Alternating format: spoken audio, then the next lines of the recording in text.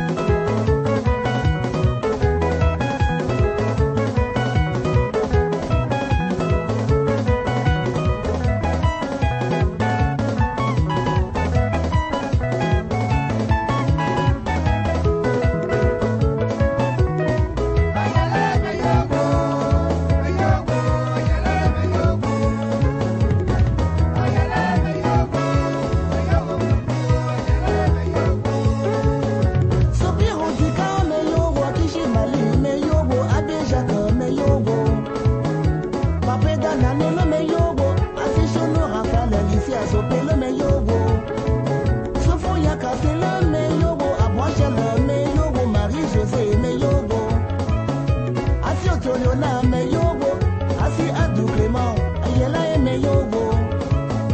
Yapo carrément me yobo, professeur tout Camille, abondant me yobo. Somo Claude me yobo, Asiano Benjamin, Achiamel me yobo. Akego Sanjibe me yobo, Atibicho Nicodème, Agbepale.